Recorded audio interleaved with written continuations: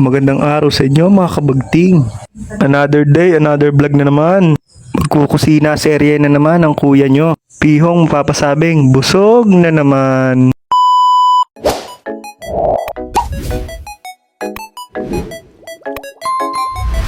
Peplex ko pala muna ang manok ng inay. Kita nyo ga pag sa daming yaan. PM na lang sa gustong dumayaw ng barek at tayo magpapalagitik ng isa. Yan nga pala ay nag-iisip ako ng may content ko for today habang nagpapatuka ng mga manok ng inay. Hanggang sa naisipan ko na magluluto na lang ako.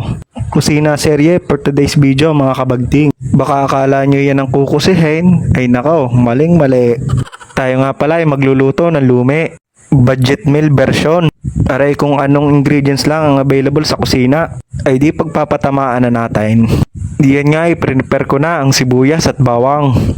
Hiniwa ko ng malalaki. Dapat sa lumi ay pino ang gayat. Pero mas gusto ko yung malalaki. Tatanungin nyo ba kung bakit? Wala lang, trip ko lang. Diyan nga pala ay magpapapugi muna tayo. Unay nga namang kukuhala ng kawali papugi pa ay. Kainaman na.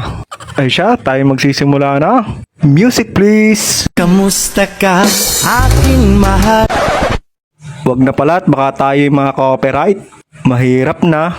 Tayo ay magsasangkot siya na ng pantapings. Wari, may kikiam nga Yan lang naman ang ating itatappings Budget meal nga Sa sunod, i-overload na natin yan. Pagkatapos nating sangkutsahin, syempre, hahanguin na natin. Isusunod na natin ang sibuyas bawang. Set to low flame muna tayo mga kabagting. Baka masunog na naman. Sunod, maglalagay tayo ng tubig. Mas masarap sana yan kung kaldo. Pagka walang kaldo, ay di nor na lang ating ilalagay. Nor cubes kumbaga. Maya pa isusunod na natin ng pansit mike. At ayan na nga, inilagay na natin ng pansit mike. Ari nga pala ay 1 kilo. Diyan ay hahalu-haluin muna natin bago natin timplahan. Sa puntong iyan ay maglalagay na tayo ng paminta. Lalagyan din natin yan ng ginisa mix. Maglalagay din tayo ng toyo. Tama na yung konti lang. Kumulay lang baga sa lumi. Susunod na natin ang gata. Joke lang, di gata yan, kasaba yan. At ayan na ang final ingredient, binating itlog. Hahaluin lang natin yan at may malapot na iyan. At yan na, ang final product natin.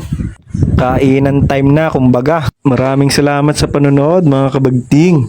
Hindi ko na itong papakahabaan pa at ako'y gutom na. Hanggang sa muli, paalam!